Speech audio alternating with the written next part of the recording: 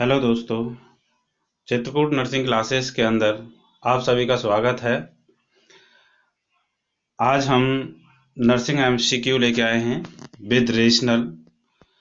और उससे पहले आप सभी से निवेदन है कि हमारे सीएनसी ऑनलाइन क्लासेस को आप शेयर करें, लाइक करें और सब्सक्राइब करें, और जो बेल आइकॉन है उसको प्रेस करें, जिससे आपको हमारे अपकमिंग वीडियो जो हैं उनका आपको नोटिफिकेशन मिल सके।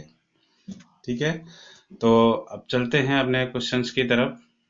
तो आज जो हम क्वेश्चंस जो इसमें एक्सप्लेन करेंगे वो रेशनल के साथ एक्सप्लेन करेंगे सभी में, और सभी सब्जेक्टों के जो क्वेश्चंस हैं हमने इसमें इंक्लूड किए हैं। तो फर्स्ट क्वेश्चन की तरफ चलते हैं। फर्स्ट क्वेश्चन है, most abundant immunoglobulin of human body is. ठीक है, तो इसमें जो फर्स्ट क्वेश्चन में आपसे पूछा गया है कि इम्यूनोग्लोबिन के बारे में पूछा गया है।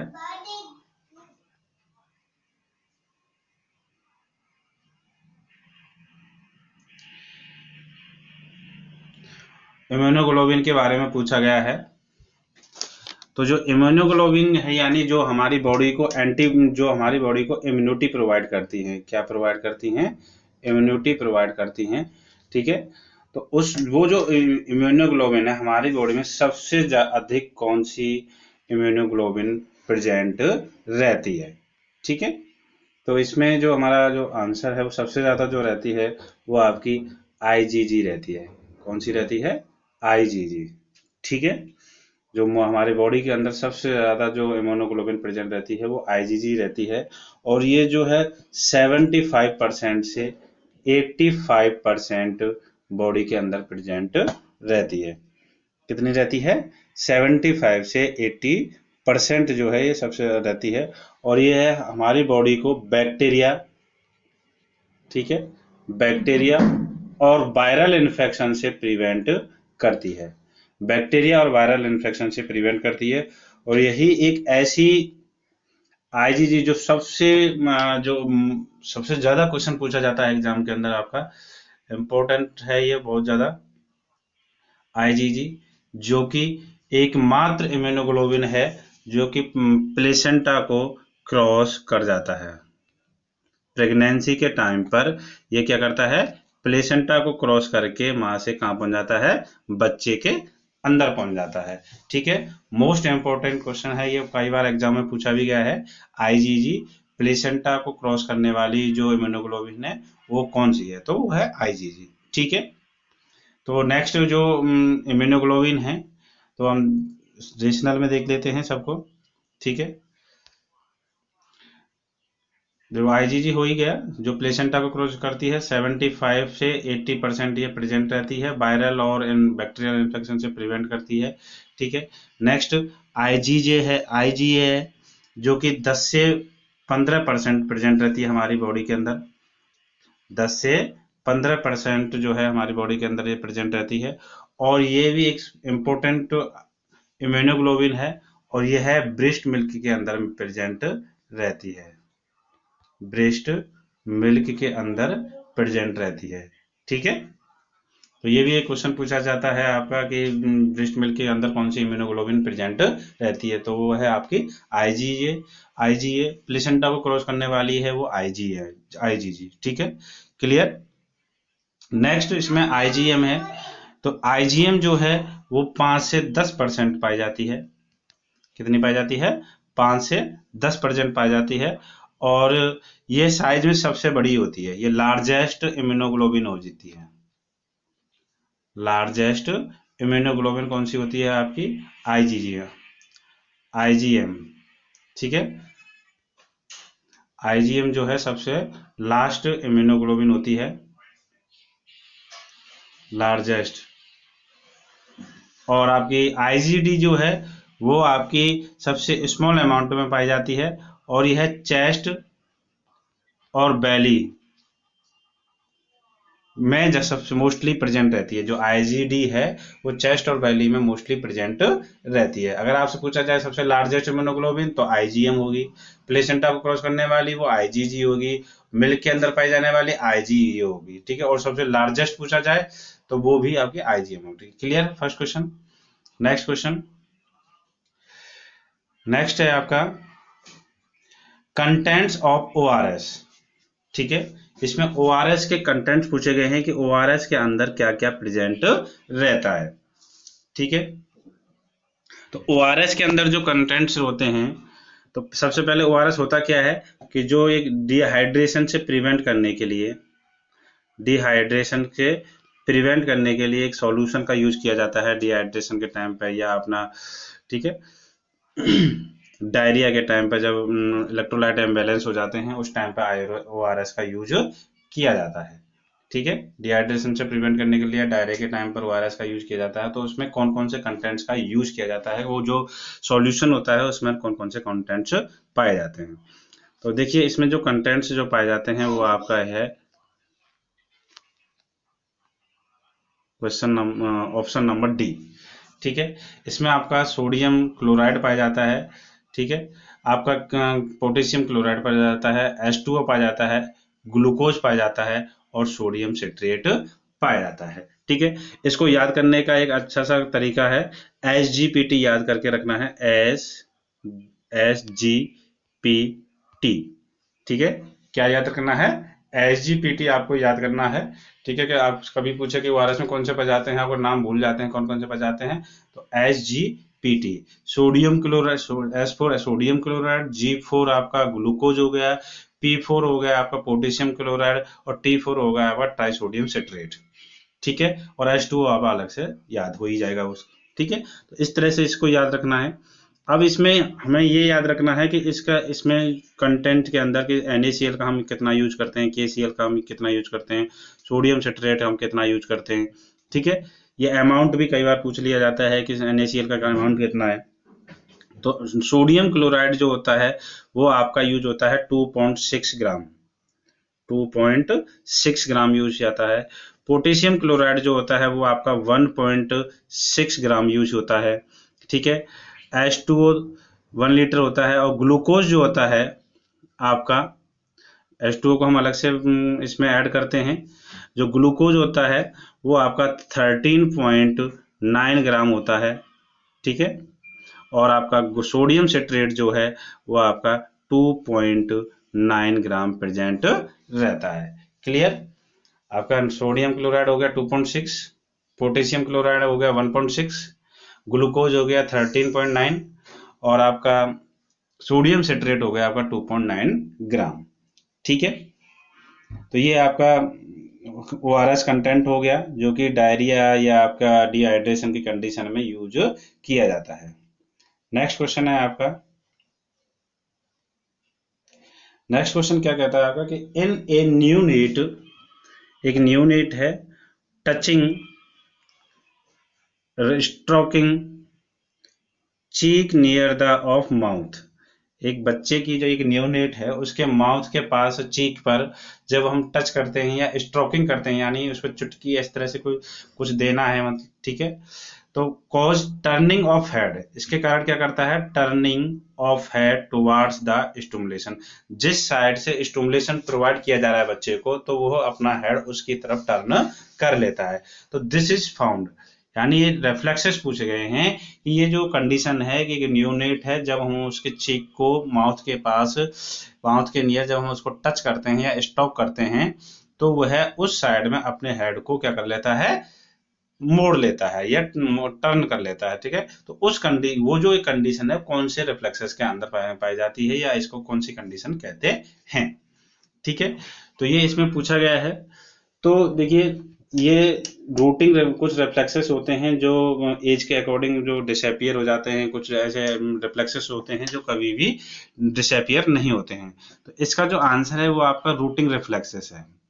क्या आंसर है आपका, रूटिंग रिफ्लेक्सेस है। ठीक है। रूटिंग रिफ्लेक्सेस में क्या होता है कि बच्चे के चीक के माउथ के पास चीक पर उसको टच करते हैं तो वो उसकी तरफ अपने सिर को हेड को जो है टर्न कर लेता है, उसको हम रूटिंग रिफ्लेक्सेस बोलते हैं। डॉल्स रिफ्लेक्सेस क्या है? डॉल्स रिफ्लेक्सेस में है आपका कि जो बेबी है, ठीक है, तो बेबी को जब हम टर्न करते हैं, बेबी को हम एक साइड में अगर उसके माउथ को हम उस बॉडी को टर्न करते हैं तो वो बॉडी के साथ बेबी की जो आई होती हैं, ठीक है, बेबी की जो आई होती हैं वो कहीं भी टर्न नहीं करती हैं। जैसे बॉडी टर्न करती है वो मतलब एक कांस्टेंट रहती है, मतलब कोई भी टर्न ना करके बिल्कुल जैसे हम हेड को करेंगे ऐसे ही आई भी उसकी टर्न हो जाती है, यानी वो एक साइड में ही रहती हैं, जिधर जाती हैं उधर ही रहती हैं, ठीक है। तो डॉल्स की यानी जैसे एक जो डॉल होती है, डॉल को हम कहीं भी मोड़ेंगे तो आई के अंदर कोई मूवमेंट नहीं होता है। सकिंग रिफ्लेक्स, बच्चे के जो माउथ है, ठीक है, माउथ के अंदर कोई भी जब हम चाहे फिंगर रखते हैं या कोई जो फूड मटेरियल है उसको हम जब रखते हैं तो बेबी क्या है उसको सक करना स्टार्ट कर देता है, उसको हम सकिंग रिफ्लेक्स बोलते हैं। मोरो रिफ्लेक्सिस है आपका।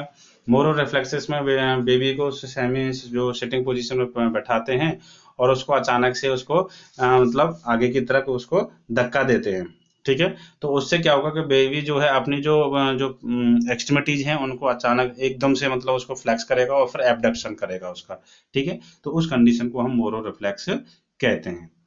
तो इसका जो है आपका आंसर पता ही चल गया कि आपका रूटिंग रिफ्लेक्सेस कहते हैं इसको हम। तो इसमें देखिए रेशनल है आपका, ये है आपका मोरो। सबसे पहले मोरो रिफ्लेक्सेस क्या होता है? तो मोरो रिफ्लेक्सेस में तो hold the baby semi sitting position में, ठीक है, उस पोजीशन में बेबी को बैठाते हैं और देन इमीडिएटली अचानक से ड्रॉप डाउन द हेड, और अचानक से उसके हेड को क्या कर देते हैं, ड्रॉप डाउन कर देते हैं, मतलब उसको छोड़ देते हैं हेड को। तो बेबी रेस्पॉन्स कर देता है वो क्या करता है, शार्प एक्सटेंशन विद एबडक्शन। सबसे पहले क्या करेगा वो अपने जो एक्सट्रीमिटीज हैं या जो अपना बॉडी है उसको क्या करेगा, सबसे पहले तो एक्सटेंशन करेगा अचानक से और फिर अचानक एबडक्शन करेगा, यानी उसको एकदम से अपनी तरफ खींच लेगा। फॉलोइंग वाज शार्प फ्लेक्शन, यानी उसको क्या कर लेगा, अपनी बॉडी को एकदम से फ्लेक्स कर लेगा एंड एबडक्शन कर लेता है, ठीक है। इस कंडीशन को हम मोरो रिफ्लेक्सिस कहते हैं। नेक्स्ट है, और ये 3 से 6 महीने में क्या होता है, डिसअपियर हो जाता है।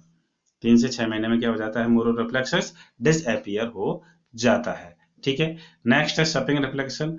व्हेन द फूड पार्टिकल्स को जब फिल करते हैं ओरल कैविटी में तो बेबी क्या कर देता है, सोलोइंग या सक करना स्टार्ट कर देता है, उस कंडीशन को हम सकिंग रिफ्लेक्स कहते हैं और ये कभी भी डिसअपियर नहीं होता है। क्लियर। नेक्स्ट है doles reflexes. Doles reflexes when turn head of newborn, जब न्यूबॉर्न के हेड को हम टर्न करते हैं वन साइड, ठीक है, जब न्यूबॉर्न के हेड को हम एक साइड में टर्न करते हैं तो बट बेबीज आईज, जो बेबी की आई होती हैं, डज नॉट मूव, तो बेबी की आईज जो हैं वो मूव नहीं करती हैं with the movement of face. जब हम बेबी के फेस को एक तरफ मोड़ते हैं तो उसके साथ उसकी आईज जो हैं वो टर्न नहीं होती हैं या मूव नहीं करती हैं, ठीक है। तो उस फेस की जिधर हम मोड़ते हैं उधर वो मूव नहीं करते हैं, उस कंडीशन को हम डॉल्स रिफ्लेक्सेस बोलते हैं। जैसे डॉल को हम कहीं भी मोड़ते हैं, चाहे वो उसके राइट साइड मोड़ें या लेफ्ट साइड की तरफ टर्न करें, तो वो उसकी जो आईज होती हैं वो उस साइड की तरफ टर्न नहीं करती हैं, तो उसको हम बोलते हैं डॉल्स रिफ्लेक्सेस, जो कि 3 से 4 महीने में क्या हो जाता है, डिसअपियर हो जाता है। क्लियर। आपको रूटिंग रिफ्लेक्सेस मैंने बताया दिया था जो कि 3 से 4 महीने में डिसअपियर हो जाता है। क्लियर। नेक्स्ट क्वेश्चन की तरफ चलते हैं। नेक्स्ट क्वेश्चन है कि व्हेन प्रोवाइडिंग डिस्चार्ज टीचिंग, एक हम पेशेंट को डिस्चार्ज टीचिंग प्रोवाइड कर रहे हैं, ठीक है, क्या प्रोवाइड कर रहे हैं, डिस्चार्ज टीचिंग दे रहे हैं क्लाइंट को विद यूरिक एसिड कैलकुलाई। उसको क्या दिक्कत है, उसको क्या बीमारी है, यूरिक एसिड कैलकुलाई है, ठीक है। एक पेशेंट है यूरिक एसिड कैलकुलाई, यानी उसको यूरिक एसिड स्टोन है, तो nurse should include instruction to avoid which type of diet. जो नर्स है वो कौन से इंस्ट्रक्शन देगी कि उसको कौन सा डाइट को अवॉइड करना चाहिए, ठीक है। एक पेशेंट है यूरिक एसिड स्टोन है उसको, अब उसको डिस्चार्ज हो रहा है, नर्स उसको कौन सी डाइट के बारे में बताएगी कि उसको कौन सी डाइट खानी चाहिए और कौन सी डाइट नहीं खानी चाहिए। ठीक है, तो इसमें हमसे एवॉर्ड के बारे में पूछा है। तो सबसे पहले मैं आपको बता दूं कि जो यूरिक एसिड कैल्कुलाई होता है, यानी जो स्टोन होता है, वो कई टाइप के होते हैं। ठीक है, जैसे आपका यूरिक एसिड कैल्कुलाई एक हो गया, आपका एक हो जाता है आपका फॉस्फेट से सम स्ट्रूवाइट हो जाता है, स्ट्रूवाइट स्टोन हो जाता है। ठीक है, एक phosphate stone, calcium phosphate stone, ठीक है, फॉस्फेट स्टोन हो जाता है। ठीक है, कैल्शियम फॉस्फेट स्टोन हो जाता है। एक स्ट्रूवाइट हो गया, एक कैल्शियम स्टोन हो जाता है। ठीक है, तो ये जो स्टोन है, जो भी इनका अंदर जो भी मिनरल्स पाया जा रहा है, जैसे मान के चलिए कि स्ट्रूवाइट ये एक फॉस्फेट है, ठीक है, या मिनरल्स है। ठीक है, जो कैल्शियम फॉस्फेट या आपका यूरिक एसिड है, तो ये जो फॉस्फेट कैल्शियम होते हैं, इनकी जो प्रवृत्ति होती है, इनका जो नेचर होता है, स्टोन का जो नेचर होता है, फॉस्फेट का हुआ, कैल्शियम का हुआ, इनका जो नेचर होता है वो कैसा होता है? अल्केलाइन नेचर का होता है। कैसा होता है? अल्केलाइन नेचर का होता है।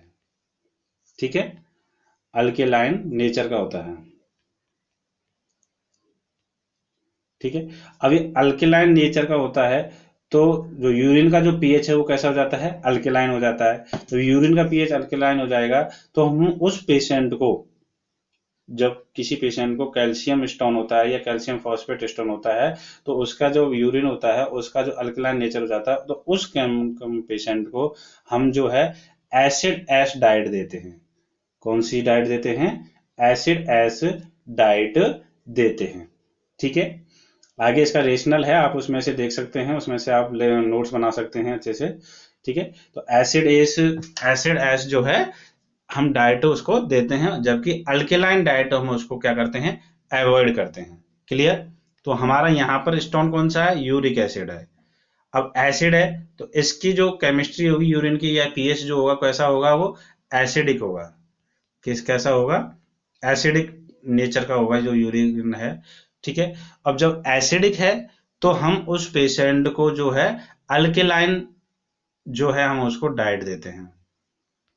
उल्टा करना है हमें याद रखने के लिए। ठीक है, अगर एसिडिक पीएच है तो हम उसको अल्केलाइन देंगे, और अल्केलाइन जो है, अगर अल्केलाइन पीएच है तो हम उसको यूरिक देंगे। ठीक है, ऐसे करके देंगे। इसको इस तरह से एरो से समझ सकते हैं। अगर अल्केलाइन है तो एसिडिक, एसिडिक है तो अल्केलाइन देंगे। या हमारा एसिडिक है तो हम उसको अल्केलाइन डाइट देते हैं। एसिडिक एस को हम क्या करते हैं? अवॉइड करते हैं। तो एसिडिक अवॉइड जो डाइट होती है, उसमें जैसे आपका ऑल प्यूरिन्स हैं, सीरियल्स है, मीट है, एग है, मिल्क है। ठीक है, ये सभी क्या है? एसिडिक डाइट है। ये कौन सी डाइट है? एसिडिक डाइट है। ठीक है, तो इनको हम अवॉइड करेंगे। अब इसमें हमें ये देखना है कि मैंने बताया कि प्यूरिन हुआ, मीट हुआ, एग हुआ, मिल्क हुआ, ठीक है, सीरियल्स हुए, ये सभी क्या है? एसिडिक डाइट है। अब इसमें हमें देखना है ऑप्शंस में कहीं प्यूरिन वगैरह है, तो प्यूरिन ये हो रहा है आपका हाई प्यूरिन। ए के अंदर जो है आपका हाई प्यूरिन जो है डाइट आपका आ जाता है ये। तो ये आपका राइट आंसर जाता है। ठीक है, हाई प्यूरिन डाइट को हम पेशेंट को अवॉइड करने के लिए जो है हम उसको इंस्ट्रक्शन देंगे। ठीक है, जब जैसे हम उसको लो ऑक्सलेट है, लो कैल्शियम है, हाई ऑक्सलेट है, ये उससे कोई नहीं है, तो हमें हाई प्यूरिन को अवॉइड करना है। क्लियर हो गया? तो नेक्स्ट ध्यान रखना है कि यूरिक एसिड कैल्कुलाई, यानी एसिडिक है तो अल्कलाइन डाइट देंगे, और अल्कलाइन है तो हम उसको एसिड डाइट देंगे। क्लियर? नेक्स्ट इसके रेशनल की तरफ चलते हैं। देखिए, इसमें अंदर मैंने दिया हुआ है टाइप स्टोन और किसके द्वारा वो बने हुए होते हैं। तो सबसे पहले जो स्टोन है आपका, स्टोन जो है सबसे पहले आपका है कैल्शियम। ठीक है, किससे मिलकर बना हुआ है? आपका कैल्शियम से। कैल्शियम सेकंड है आपका कैल्शियम फॉस्फेट, किससे मिलकर बना हुआ? कैल्शियम और फॉस्फेट से मिलकर बना हुआ है। थर्ड है आपका स्ट्रूवाइट स्टोन, किससे मिलकर बना हुआ है? मैग्नीशियम और एमोनिया से मिलकर बना हुआ है। ठीक है, अब ये हो गया आपका। तो ये तीनों जो स्टोन है, वो कौन सा केमिस्ट्री रखे हुए हैं, या कौन सी जो पीएच रखा हुआ है? Alkaline. These type stone have alkaline chemistry। कौन सा है? अल्केलाइन केमिस्ट्री रखे हुए हैं। जो भी आपका कैल्शियम हो गया, कैल्शियम फॉस्फेट हो गया, एस्ट्रोबाइट स्टोन हो गया, इनकी जो केमिस्ट्री है वो अल्केलाइन है। तो सो ये क्या करेंगे, ये तो इसके अंदर हम क्या करेंगे, प्रोवाइड एसिड एज डाइट। कैसी डाइट देंगे हम इसको, एसिड एस डाइट देंगे। मैंने बोला ना कि अल्केलाइन है तो एसिड देंगे और एसिड है तो अल्केलाइन देंगे। तो यहाँ पर हम अवॉइड क्या करेंगे, अल्केलाइन डाइट को हम अवॉइड करेंगे। क्लियर हो गया, ये तो हो गया अल्केलाइन। नेक्स्ट आपका आता है यूरिक एसिड स्टोन। ये आ गया, फोर्थ वन है आपका यूरिक एसिड स्टोन, जो कि यूरिक एसिड से मिलकर बना हुआ है। किससे मिलकर बना हुआ है, यूरिक एसिड से मिलकर बना हुआ है। और फिफ्थ नंबर है सिस्टेन स्टोन। कौन सा, सिस्टेन स्टोन, जो कि मेथियोनिन से मिलकर बना हुआ है, जो कि एक एमिनो एसिड है। और एमिनो एसिड जब ये मेथियोनिन जो है, इसका जब ब्रेकडाउन होता है तो वो सिस्टेन के अंदर कन्वर्ट हो जाता है। किसके अंदर कन्वर्ट हो जाता है, वो सिस्टेन के अंदर कन्वर्ट हो जाता है, जिसकी जो केमिस्ट्री होती है वो कैसी होती है, एसिडिक केमिस्ट्री होती है। ठीक है, यूरिक एसिड की और सिस्टीन स्टोन की जो है वो एसिडिक होती है। तो हम इसको एसिड डाइट अवॉइड करने के लिए बोलते हैं। ऐसे पेशेंट को हम एसिडिक डाइट जो है नहीं देते हैं, और हम उसको अल्केलाइन डाइट प्रोवाइड करते हैं। ठीक है, तो अब मैंने यहाँ पर बताया है कि एसिड डाइट कौन सी है। आपका देखो, मिल्क है, मीट है, प्यूरिन है, पल्सेस है, बटर है, एग है, ब्रेड है, टोमेटो है, ये सभी क्या है, आपकी एसिड डाइट है। जबकि आपकी अल्केलाइन डाइट कौन सी है, मिल्क, सिट्रस, फ्रूट्स और मोस्ट ऑफ वेजिटेबल्स, ये सभी क्या है, अल्केलाइन एसिड डाइट है। इंपॉर्टेंट क्वेश्चन है आपका, स्टोन का क्वेश्चन कोई आता ही है, तो मैंने सारे को आपके स्टोन क्लियर यहाँ करवा दिए हैं। नेक्स्ट क्वेश्चन की तरफ चलते हैं। नेक्स्ट क्वेश्चन है आपका टेम्परेचर रेगुलेशन सेंटर। यहाँ पर जो टेम्परेचर को रेगुलेशन सेंटर है उसके बारे में पूछा जाता है कि बॉडी में वो कौन सी जगह प्रेजेंट रहता है। ठीक है, तो सबसे पहले आपका thalamus, hypothalamus, cerebellum, medulla oblongata. ठीक है, थैलेमस के बारे में बता देता हूं मैं। ये एक रिले स्टेशन की तरह काम करता है। किसकी तरह काम करता है, रिले स्टेशन की तरह काम करता है। ये क्या करता है कि जो सिग्नल्स होते हैं वो सेरेब्रल कॉर्टेक्स तक पहुंचाता है। क्या करता है, ये रिले स्टेशन की तरह काम करता है, और जो सिग्नल्स होते हैं वो सेरेब्रल कॉर्टेक्स तक पहुंचाता है। हाइपोथैलेमस है, जो कि आपका टेम्परेचर, थर्स्ट, ठीक है, आपका बिहेवियर, इमोशंस, इन सबको क्या है, रेगुलेट करने में हेल्प करता है। सेरेबेलम जो है वो कोऑर्डिनेशन, बॉडी कोऑर्डिनेशंस में मूवमेंट जो होते हैं उनमें हेल्प करता है। कोऑर्डिनेशन मूवमेंट बॉडी मूवमेंट्स में हेल्प करता है। और मेडुला ऑब्लंगेटा जो है वो आपका जैसे स्नीजिंग है, हिकअप है, इन सबको रेगुलेट करने में हेल्प करता है। अब यहाँ पर हमसे पूछा क्या गया है, टेम्परेचर। तो टेम्परेचर किसको कौन कर रहा है, हाइपोथैलेमस। कौन कर रहा है, हाइपोथैलेमस। तो आपका राइट आंसर क्या जाएगा, हाइपोथैलेमस। क्लियर हो गया, ठीक है। अब इसका रेशनल हम आपको बता देते हैं, देखिए यहाँ और अच्छे से आपको हो जाएगा। Thalamus, relay station of signal for cerebral cortex. ये किसकी तरह काम कर रहा है, एक रिले स्टेशन की तरह काम करता है, जो कि सेरेब्रल कॉर्टेक्स के लिए सिग्नल प्रोवाइड करता है। हाइपोथैलेमस का क्या काम है, हार्मोन का प्रोडक्शन करता है। किसका काम करता है, हार्मोन्स का प्रोडक्शन करता है। Regulation of emotional and behaviour pattern, जो इमोशनल और बिहेवियर पैटर्न है उसका रेगुलेशन करने में हेल्प करता है। और मोस्ट इंपॉर्टेंट, कई बार एग्जाम में जो पूछा गया है वो आपका ये पूछा गया है कि थर्स्ट रेगुलेशन, रेगुलेटरी सेंटर कहाँ प्रेजेंट होता है, फीडिंग सेंटर कहाँ प्रेजेंट होता है, और आपका थर्मामीटर टेम्परेचर को रेगुलेटिंग सेंटर कहाँ प्रेजेंट रहता है। ये कई बार एग्जाम में पूछा गया है। तो फीडिंग, सेफ्टी, थर्स्ट और थर्मो रेगुलेटिंग सेंटर जो है आपका कहाँ प्रेजेंट रहता है, हाइपोथैलेमस के अंदर। क्लियर। अब आता है आपका मेडुला।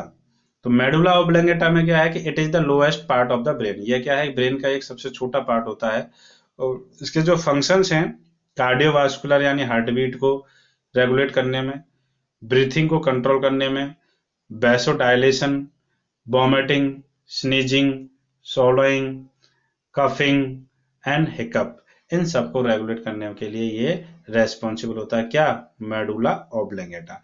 इसके ये भी एक इम्पोर्टेंट है आपका मेडुला ओब्लांगेटा जो है बहुत इंपॉर्टेंट है। हार्ट बीट को कौन करेगा? आपका मेडुला ओब्लांगेटा। कंट्रोल ब्रीथिंग को कौन करेगा? Medulla oblongata. Vasodilation, vomiting, sneezing, swallowing, coughing, hiccup जो है वो आपका मेडुला ओब्लांगेटा करता है। क्लियर? नेक्स्ट आता है सेरेबेलम। सेरेबेलम होता है responsible for the coordination of body movement, body के मूवमेंट्स के कोऑर्डिनेशन के में हेल्प करने के लिए रेस्पॉन्सिबल होता है। तो क्लियर हो गया आपको ये? आप चाहे तो यहाँ से लेकर के नोट्स बना सकते हैं। नेक्स्ट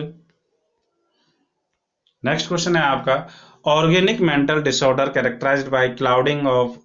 यहां पर देखिए, यहां पर पूछा गया है कि ऑर्गेनिक मेंटल डिसऑर्डर, एक ऑर्गेनिक मेंटल डिसऑर्डर के बारे में पूछा गया है।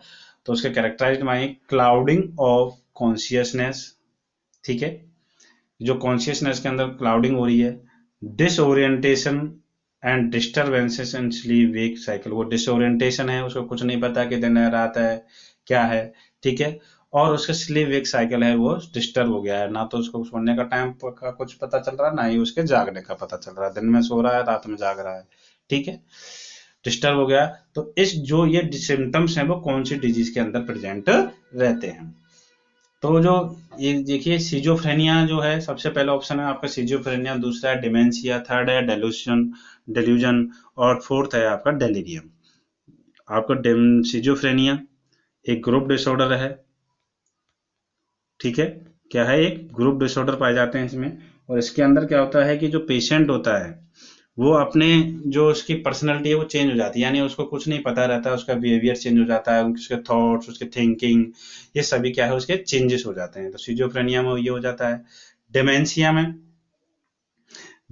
क्या होता है कि उसकी जो मेमोरी है, मेमोरी जो है उसकी क्या हो जाती है, एम्पेयरमेंट हो जाती है। मेमोरी कैसी हो जाती है? एम्पेयरमेंट ऑफ मेमोरी, उसको कुछ भी याद नहीं रहता है।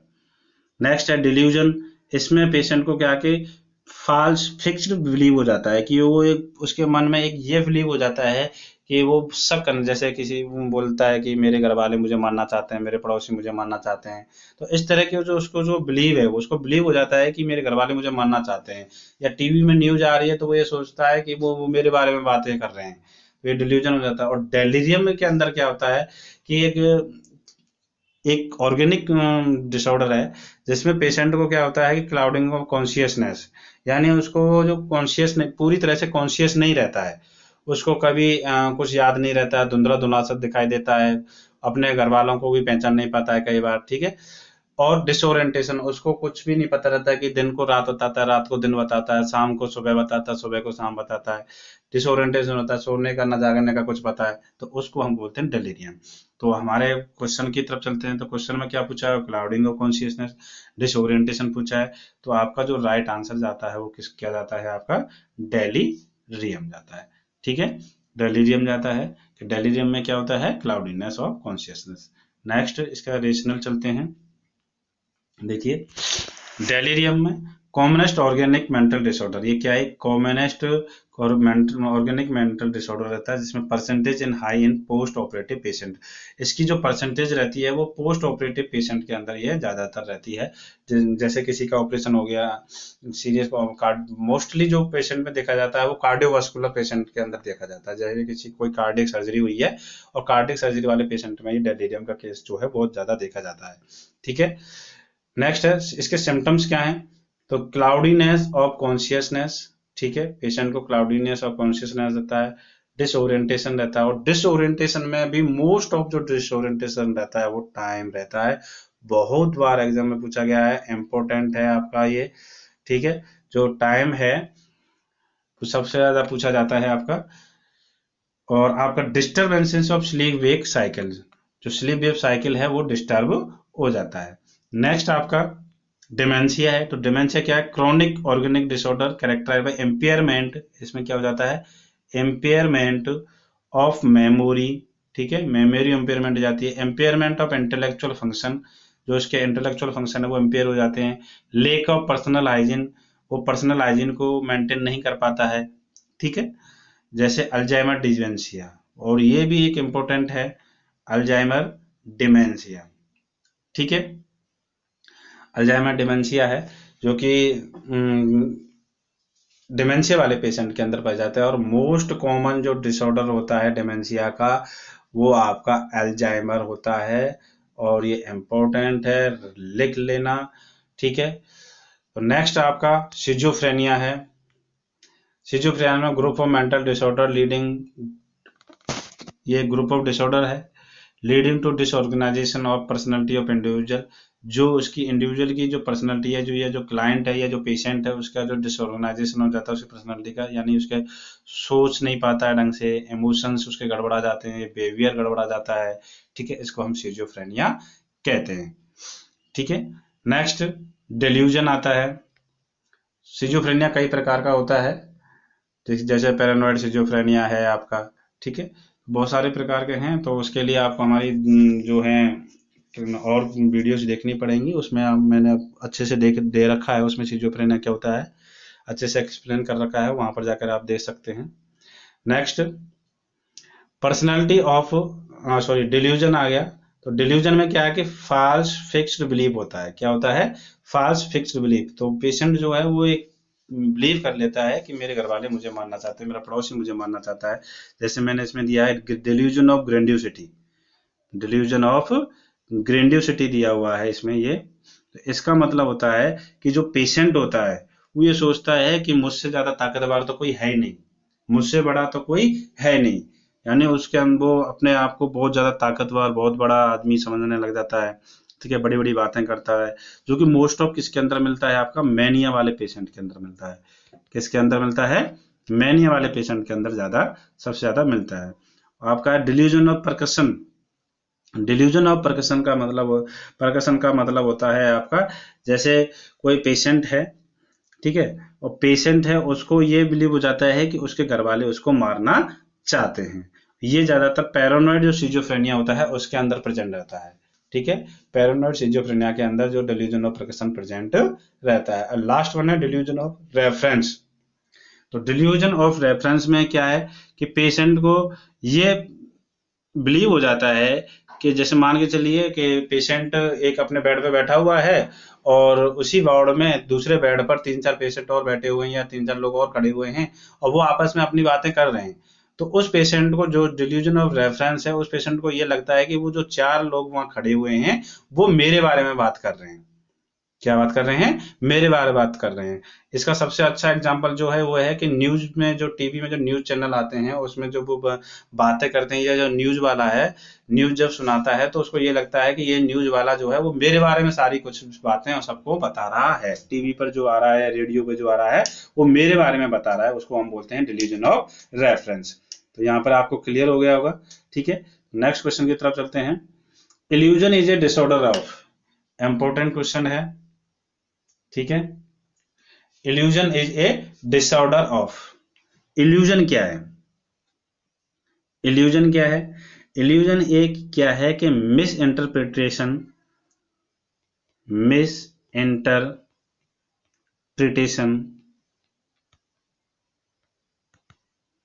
ऑफ स्टिमुलाई, ठीक है। इल्यूजन के अंदर क्या हो जाता है? Miss interpretation of the stimuli, यानी ये जो पेशेंट है उसको इल्यूजन हो रखा है, तो वो क्या करेगा कि उसको जो भी स्टिमुलाई रहेगा, ठीक है, स्टिमुलाई रहेगा, उसके लिए उसको मिस इंटरप्रिटेशन हो जाएगा। मिस इंटरप्रिटेशन का मतलब ये हो जाएगा कि जैसे कोई रस्सी, इसका सबसे मोस्ट एग्जांपल जो है, कई बार डायरेक्टली पूछ लिया जाता है कि एक रस्सी है और रस्सी को जो इल्यूजन वाला पेशेंट है उसको सांप समझ लेता है, स्नेक समझ लेता है, ठीक है।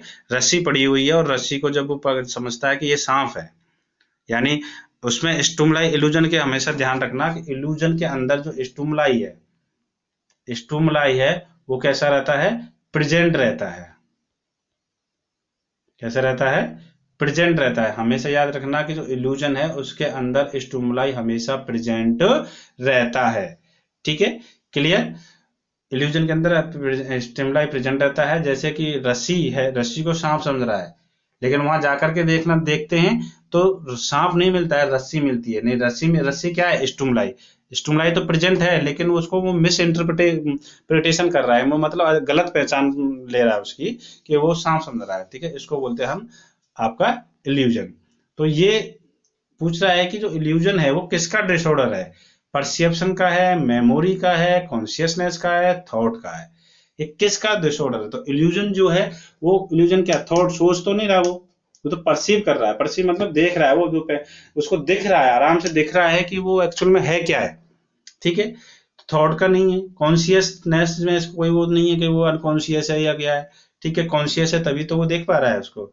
मेमोरी, मेमोरी का यहाँ पर ऐसा कुछ नहीं है कि उसको याद रखना है कोई सिलेबस पूरा। ये किसका डिसऑर्डर है आपका, परसेप्शन का डिसऑर्डर है। किसका डिसऑर्डर है, परसेप्शन का डिसऑर्डर। तो आपका राइट आंसर क्या जाएगा आपका, परसेप्शन। तो इल्यूजन किसका डिसऑर्डर, परसेप्शन। इसके अपना रेशनल की तरफ चलते हैं। एक क्वेश्चन हो गया आपका ए, आंसर जो है इल्यूजन। देखिए यहाँ पे इल्यूजन है कि miss interpretation of stimuli, miss interpretation of stimuli, जो स्टिमुलाई है उसको मिस इंटरप्रिटेट कर रहा है। इसमें मैं एक बात और लिखना भूल गया कि इसके अंदर स्टिमुलाई हमेशा प्रेजेंट रहता है। मैंने एक और लिखा है यहाँ पे वर्ड हेलुसिनेशन। हेलुसिनेशन मैंने यहाँ पे इसलिए लिखा है कि आपको इल्यूजन अच्छे से समझ में आ जाए। हेलुसिनेशन मतलब एब्सेंस ऑफ एक्चुअल स्टिमुलस। ध्यान रखना है हेलुसिनेशन के अंदर हमेशा जो स्टिमुलस है वो कैसा रहेगा, एब्सेंट रहेगा, ठीक है। कैसा कैसा रहेगा, वो हमेशा एब्सेंट रहेगा। ये हमेशा कैसा रहेगा, एब्सेंट रहेगा जो स्टिमुलस है हेलुसिनेशन के अंदर। बट इल्यूजन के अंदर कैसा रहेगा, वो प्रेजेंट रहेगा। एग्जाम में ये पूछे जाते हैं, ठीक है। तो अच्छे से लिख लेना कि illusion miss interpretation of stimuli, hallucination, absence of actual stimuli. कि उसको जैसे उसने कोई पेशेंट है और वॉक कर रहा है, ठीक है। एग्जांपल के थ्रू समझिए कि हेलुसिनेशन क्या होता है। एक पेशेंट है और वॉक कर रहा है, ठीक है।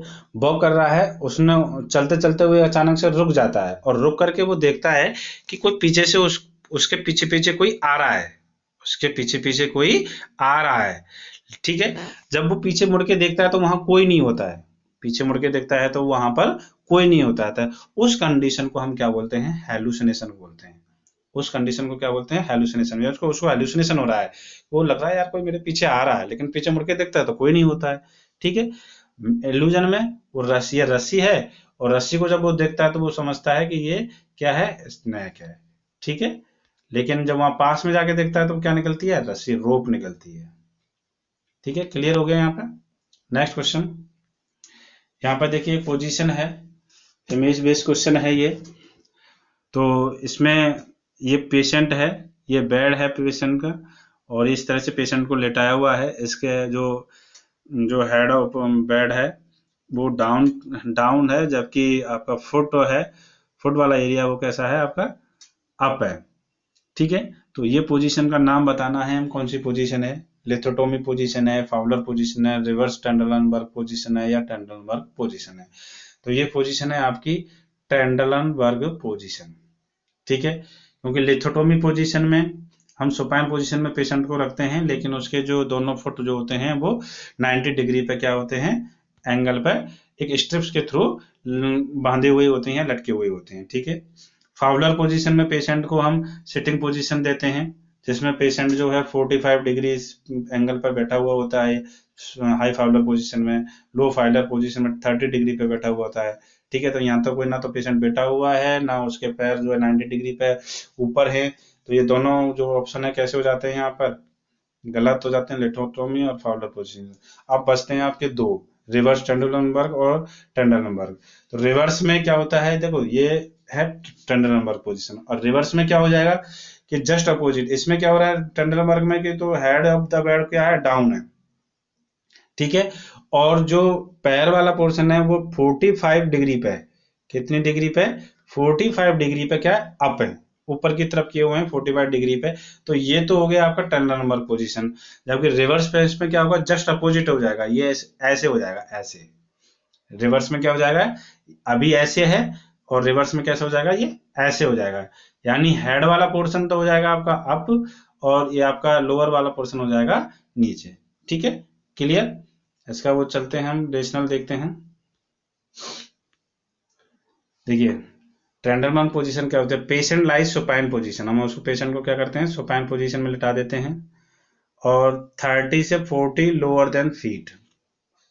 ठीक है, हम पेशेंट को जो पेशेंट के हेड को हम फीट से 30 से 40 जो डिग्री है उसको हम नीचे की तरफ रखते हैं। इसके जो पर्पज हैं, क्या है पर्पज के, क्यों यूज किया जाता है, तो हम इसके में यूज करते हैं टेंडरमैन पोजीशन को पेल्विक एग्जामिनेशन के लिए और सर्जरी के लिए।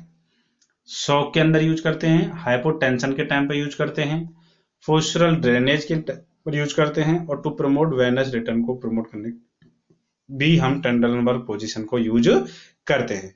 क्लियर। नेक्स्ट है लिथोटोमी पोजीशन। लिथोटोमी पोजीशन का इसको भी हम सुपाइन पोजीशन में पेशेंट को रखते हैं। हिप एंड नी को फ्लेक्स करते हैं 90 डिग्री पर, और फिट आर इन स्ट्रिप्स, और जो फिट जो होते हैं वो स्ट्रिप्स के अंदर रहते हैं। ये आपका लिथोटोमी पोजीशन हो गया। इसके पर्पज हैं गायनेकोलॉजिकल एग्जामिनेशन के लिए इसका यूज किया जाता है, ट्रीटमेंट के लिए इसका यूज किया जाता है, और जेनेटो यूरिनरी सर्जरी के लिए भी इसका यूज किया जाता है, और नॉर्मल डिलीवरी के टाइम पर भी लिथोटोमी पोजीशन का यूज किया जाता है। क्लियर। नेक्स्ट क्वेश्चन है, वो नेक्स्ट है आपका फाउलर पोजीशन। इसको हम सुपाइन पोजीशन में रखते हैं, और हेड ऑफ बेड जो एलिवेटेड 45 डिग्री पर हेड ऑफ बेड को जो है एलिवेट रखते हैं। एक होती है हाई फाउलर और दूसरी होती है सेमी फाउलर। हाई फाउलर के अंदर 90 डिग्री तक ले जा सकते हैं हम बेड को, हेड को, और सेमी फाउलर के अंदर हम 30 डिग्री तक हम उसको एलिवेट रखते हैं। इसके पर्पज क्या है? डिजनिया के टाइम पर हम यूज करते हैं, और आईसीपी को इंक्रीज करने के लिए आईसीपी जो इंक्रीज होता है उसके टाइम पर हम सेमी फाउलर पोजीशन या फाउलर पोजीशन हम देते हैं। नेक्स्ट है रिवर्स जो आपका टेंडरमर्ग है, तो लाइज वही सुपाइन पोजीशन, हेड अपर देन फीट, उसका जस्ट क्या हो जाएगा, अपोजिट हो जाएगा टेंडरमर्ग पोजीशन का। ठीक है, हेड अपर देन फीट, इसमें फीट जो है नीचे जाएंगे, हेड जो है ऊपर हो जाएगा। क्लियर। और इसका जो यूज किया जाता है जीईआरडी के लिए किया जाता है, गैस्ट्रोएसोफेगल रिफ्लक्स डिजीज के टाइम पर इसको यूज किया जाता है। गैस्ट्रोएसोफेगल रिफ्लक्स में क्या होता है कि जब कोई पेशेंट जो है फूड कंटेंट को अंदर लेता है तो उसको रिफ्लेक्सेस होते हैं, यानी वो वापस रिफ्लेक्स हो जाता है, तो उस रिफ्लेक्स से प्रिवेंट करने के लिए पेशेंट को रिवर्स टेंडरमर्ग पोजीशन दी जाती है। क्लियर हो गया आप सभी को यहाँ पर। नेक्स्ट क्वेश्चन की तरफ चलते हैं।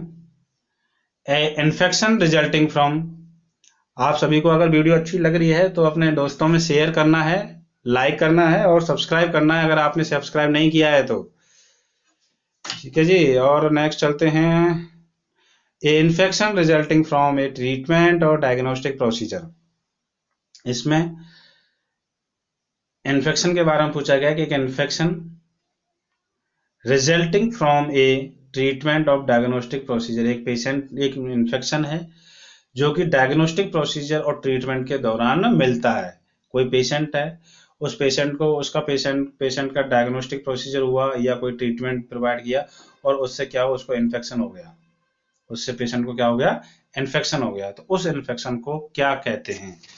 ठीक है, तो उस इन्फेक्शन को क्या कहते हैं? तो सबसे पहले आपका देखो कॉन्टाजियस इन्फेक्शन है। कॉन्टाजियस इन्फेक्शन होता है कि किसी कॉन्टामिनेशन जो सब्सटेंस होता है उससे उसको इन्फेक्शन मिलना। जैसे कोई पेशेंट है, उसको इन्फेक्शन पहले से हो रखा है, वो दूसरे पेशेंट के संपर्क में आया तो उसको इन्फेक्शन हो गया, तो उस कंडीशन को कॉन्टाजियस इन्फेक्शन बोलते हैं। तो ये गलत हो गया आपका। दूसरा है एंडोजीनियस इन्फेक्शन। एंडोजीनियस इन्फेक्शन का मतलब होता है कि जो इन्फेक्शन एजेंट है वो बॉडी में ऑलरेडी प्रेजेंट रहता है, बॉडी के अंदर वो प्रेजेंट रहता है, और जब उसको कोई एजेंट मिलता है तो वो एक्टिव हो जाता है और अपने बॉडी को क्या इन्फेक्टेड कर देता है। ठीक है, तो ये भी गलत हो गया। नोजोकोमियल इन्फेक्शन जो है वो आपका हॉस्पिटल के में एडमिट होने के 24 घंटे के बाद मिलता है। 24 से 48 घंटे के बाद हॉस्पिटल में एडमिट होने के 24 से 48 घंटे के बाद जो इन्फेक्शन पेशेंट को होता है उसको हम नोजोकोमियल इन्फेक्शन कहते हैं। अगर 24 घंटे से पेशेंट एडमिट हो गया और 24 घंटे से पहले ही उसको अगर कोई इन्फेक्शन हो जाता है तो उसको हम क्या बोलते हैं, कम्युनिटी इन्फेक्शन बोलते हैं, कम्युनिटी एक्वायर्ड इन्फेक्शन बोला जाता है। अब बचता है आपका, ये तीनों कैसे हो गए, गलत हो गए। राइट आंसर आपका क्या जाएगा, हाइड्रोजेनिक इन्फेक्शन। हाइड्रोजेनिक इन्फेक्शन का मतलब आता है कि a infection resulting from treatment and diagnostic procedure that is called the iatrogenic infection. ठीक है, देखिए इसमें दे रखा है iatrogenic infection originate from result of diagnostic therapeutic procedure. Clear. Nosocomial infection में infection originate from the hospital after, sorry मैं पूरा लिखना भूल गया इसमें, infection originate from hospital after admission 24 hour to 48 hour. ठीक है। कॉन्टाजियस इन्फेक्शन में spread from person to person in several ways. ठीक है। एंड एंडोजेनियस इन्फेक्शन में इन्फेक्शन जो है एजेंट ऑलरेडी प्रेजेंट, बॉडी में प्रेजेंट पहले से ही प्रेजेंट रहता है बट प्रीवियसली एसिम्प्टोमेटिक। प्रेजेंट जब वो प्रेजेंट रहता है पहले से तो वो एसिम्प्टोमेटिक रहता है, यानी कोई भी अपना जो सिम्टम्स उसके अंदर आकर नहीं होते, यानी पेशेंट जो बीमार नहीं होता है, लेकिन जब वो एक्टिव होता है तो कभी जब वो एंडोजिनस इन्फेक्शन हो जाता है तो वो उसको इन्फेक्ट कर देता है। ये मोस्टली रिप्रोडक्टिव सिस्टम के अंदर जो इन्फेक्शन है वो प्रेजेंट रहता है। क्लियर। नेक्स्ट मैटरनल अल्फा, इसमें नेक्स्ट में मैटरनल अल्फा फीटोप्रोटीन लेवल। ठीक है, मैटरनल अल्फा फीटो लेवल है 30 एनजी, किसी पेशेंट का जो एएफपी जो लेवल है वो कितना है 30 एनजी ml है। Which among the following condition were present in fetus, अगर ये किसी पेशेंट के अंदर, अगर किसी पेशेंट के अंदर ये प्रेजेंट है, मैं अल्फा फीटोप्रोटीन प्रेजेंट है और उसका जो लेवल है 30 एनजी पर ml है। ठीक है, कितना है 30 एनजी पर ml है, तो उस कंडीशन में फीटस को कौन सी प्रॉब्लम या कौन सी कंडीशन हमें देखने को मिलेगी। क्लियर। तो देखिए इसमें जो AFV जो है, AFP जो है AFP, ठीक है, अल्फा फीटोप्रोटीन जो है ये अगर इंक्रीज होता है तो क्या होगा आपको एनटीडी,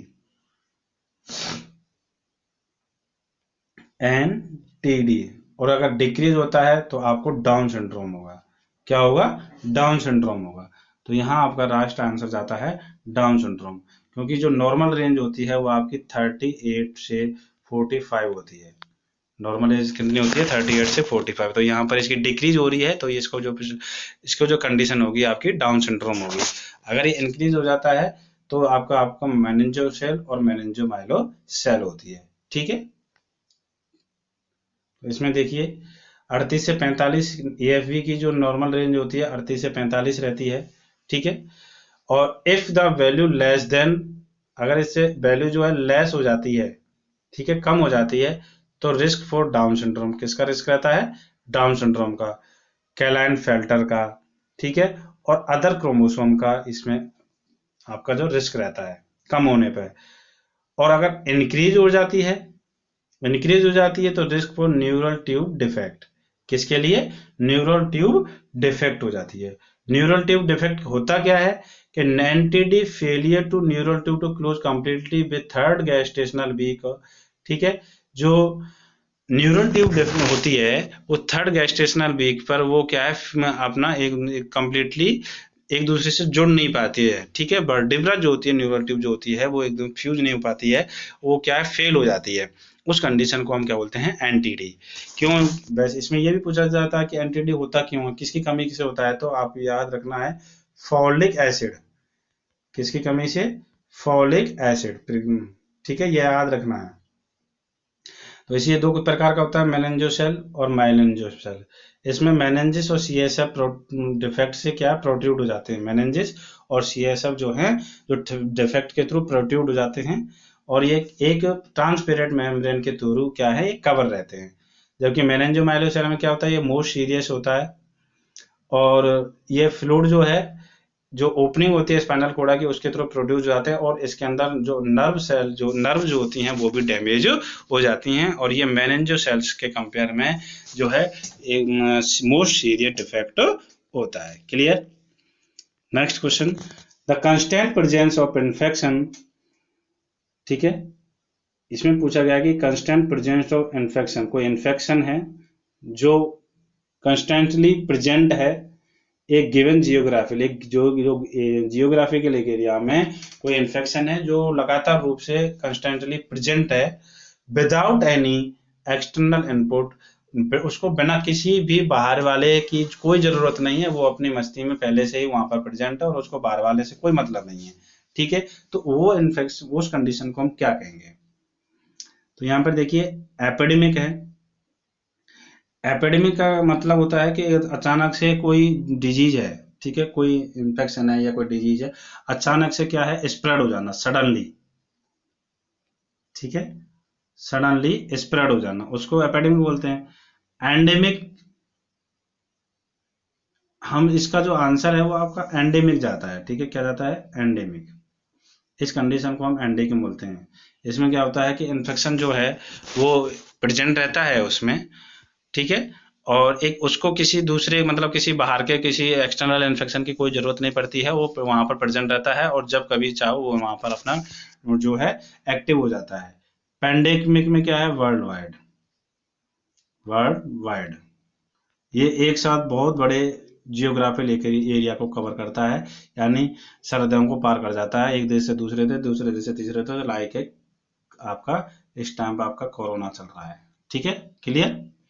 नेक्स्ट आपका स्पोरोडिक, ये एक ऐसी डिजीज, ऐसा इन्फेक्शन है जो कि इरेगुलर वे में ये प्रेजेंट तो रहता है, ये कभी चला जाता है, ठीक है, कभी आ जाता है, ये वो होता है आपका स्पोरोडिक, यानी एक छोटे से एरिया के अंदर का इरेगुलरली ये इन्फेक्टेड होता है, जैसे अभी एक महीने के लिए एक्टिव हो गया, फिर शांत हो गया, फिर 3 महीने बाद एक्टिव हो गया, ठीक है। जैसे आपने देखा होगा कि जैसे डेंगू है, जुलाई अगस्त सितंबर में बहुत ज्यादा एक्टिव हो जाता है और बाकी के महीनों में क्या हो जाता है, शांत हो जाता है, ठीक है। तो ये इरेगुलर वे में काम करता है स्पोरोडिक जो इन्फेक्शन है, क्लियर। तो आपका राइट आंसर आपका क्या जाएगा, एंडेमिक। नेक्स्ट देखिए एंडेमिक क्या है, infection agent is always present in the geographical area, जो एक ऐसा इन्फेक्शन जो जियोग्राफिकल एरिया में हमेशा प्रेजेंट रहता है, without the need for external, उसको किसी एक्सटर्नल इनपुट की जरूरत नहीं पड़ती है। एपिडेमिक में क्या, sudden outbreak of a disease in as given geographical area, जो एरिया है उसमें अचानक से किसी बीमारी का बढ़ जाना, उसको एपिडेमिक बोलते हैं। क्या बोलते हैं, एपिडेमिक, एपिडेमिक बोलते हैं, ठीक है। किसी मान के चलिए कोई एक गांव है और उसमें अचानक से किसी डेंगू का अचानक से प्रकोप हो जाता ना है, डेंगू बहुत ज्यादा फैल गया, तो वो उसका एपिडेमिक, अचानक से आउटब्रेक हो जाना किसी का, with in A short period, एक बहुत ही छोटे से टाइम के अंदर किसी बीमारी का अचानक से फैल जाना, उसको एपिडेमिक बोलते हैं। पेंडेमिक में क्या है, आपको मैंने बताया था, सबसे अच्छा इसका जो एग्जांपल है कोरोना, वर्ल्ड वाइड ये सारी हदों को पार कर जाता है pandemic. Sporadic, occurring occurring at irregular interval, ठीक है, ये इरेगुलर इंटरवल के साथ होता है, कुछ कुछ कुछ प्लेसेस पे, कुछ कुछ स्थानों पर, आज मतलब 1 महीने आ गया, फिर शांत बैठ गया 2 महीने, फिर 3 महीने हो गया, इस तरह से इरेगुलर वे में ये अकर होता है। तो ये आज की जो क्लास है हमारी यहीं पर समाप्त होती है।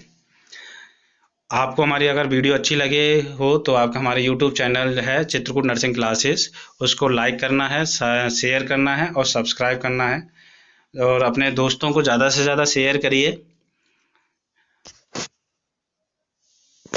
ओके, आज के लिए इतना ही, धन्यवाद।